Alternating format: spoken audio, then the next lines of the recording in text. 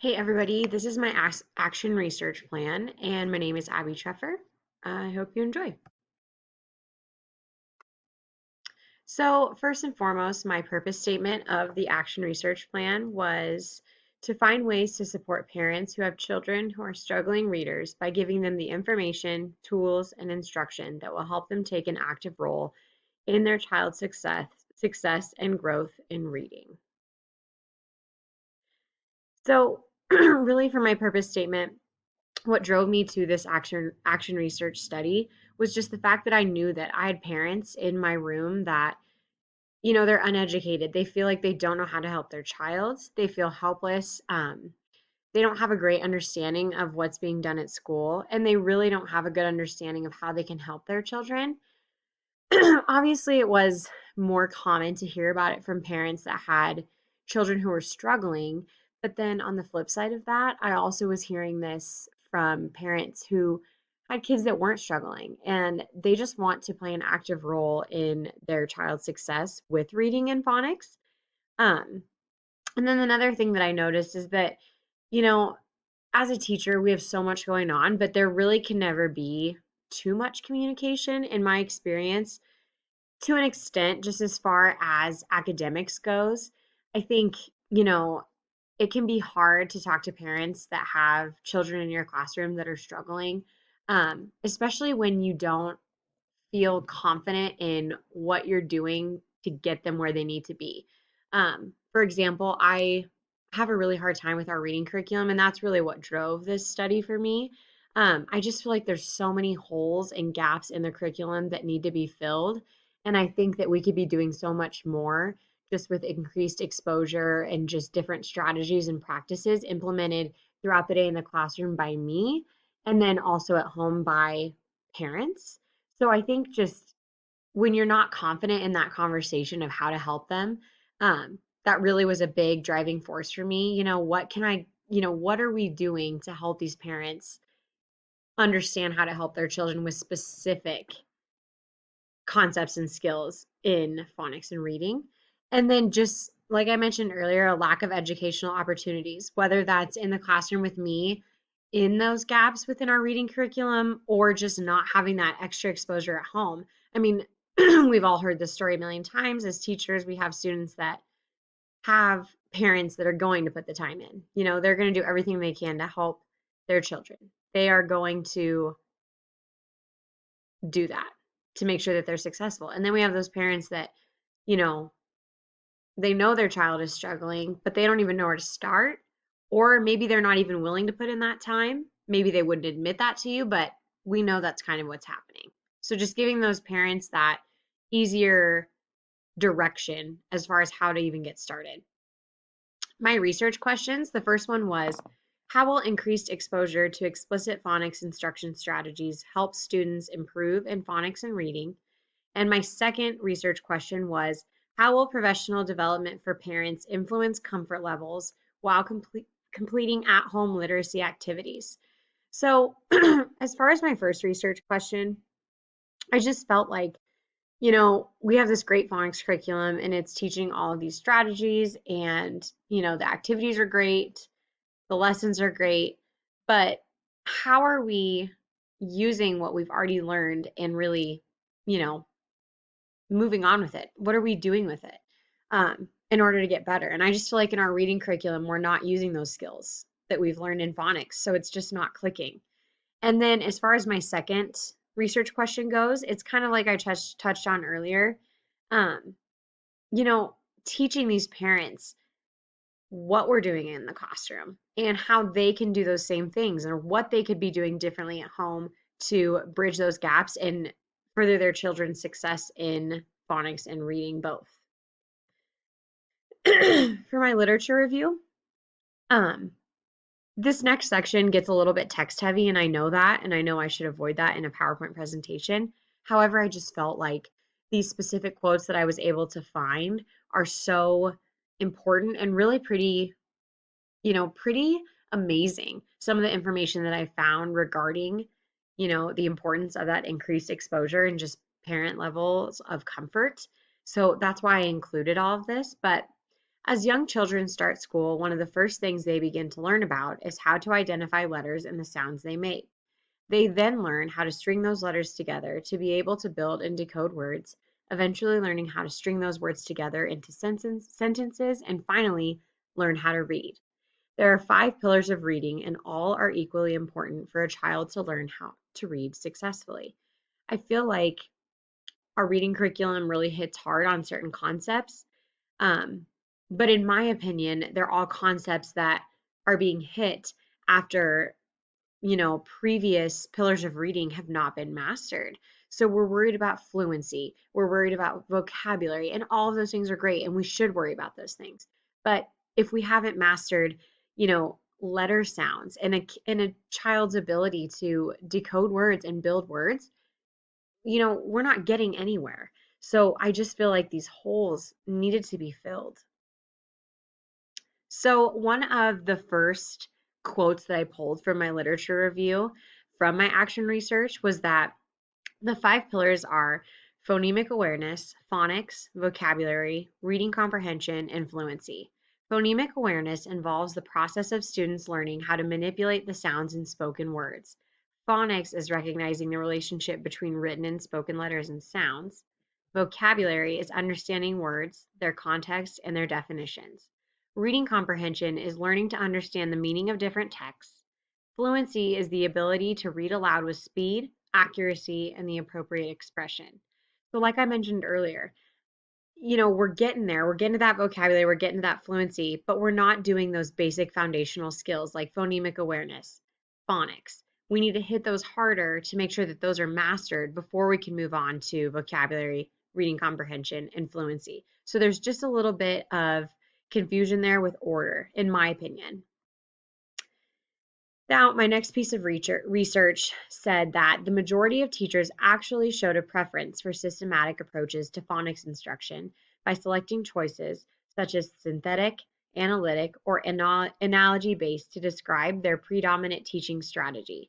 Explicit instruction is important, but good teaching should not exclude inductive approaches entirely.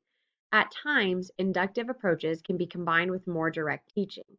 Explicit and systematic teaching is also important, but only as it relates to learning. Teaching may be explicit and systematic without the desired results.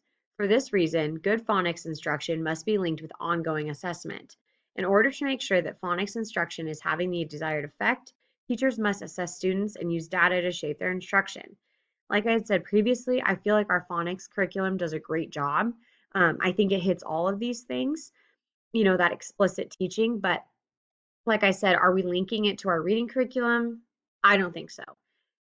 We assess it often as far as our phonics curriculum goes and our data, but we see these holes. We see kids not improving, but I just don't see what we're doing to do anything about it. And that's another reason that this drove my research.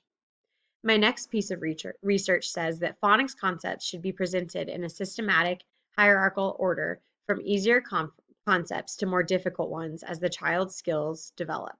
Adequate time should be allowed for the child to master one set of skills and understandings before moving on to the next group.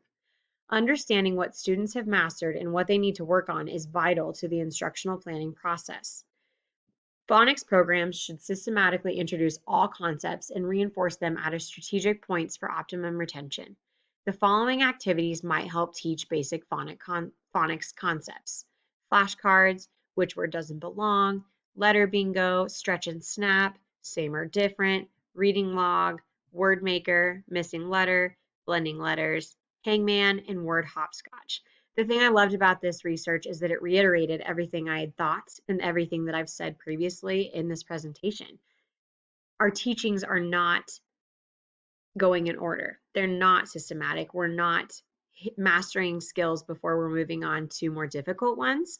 And I loved that it gave some ideas for some strategies and some activities that can be done to increase those skills, because I feel like what a great way to remind us as teachers what we should be focusing on. And then these are easy activities to give parents as well. So I really like that.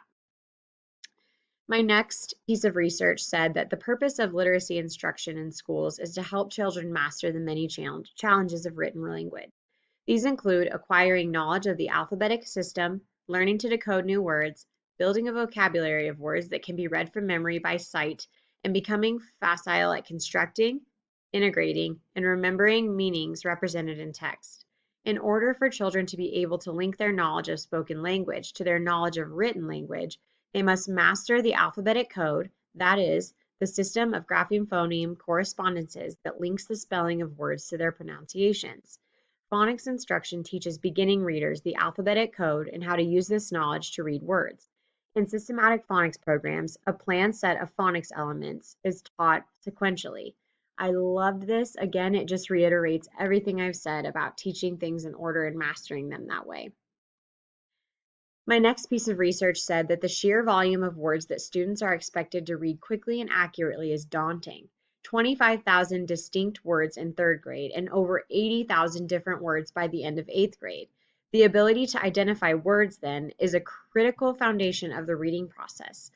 This piece of research absolutely terrifies me because I have so many students that are nowhere where they need to be, and that's where me as an educator and their advocate, I need to come up with something different to get them where they need to be.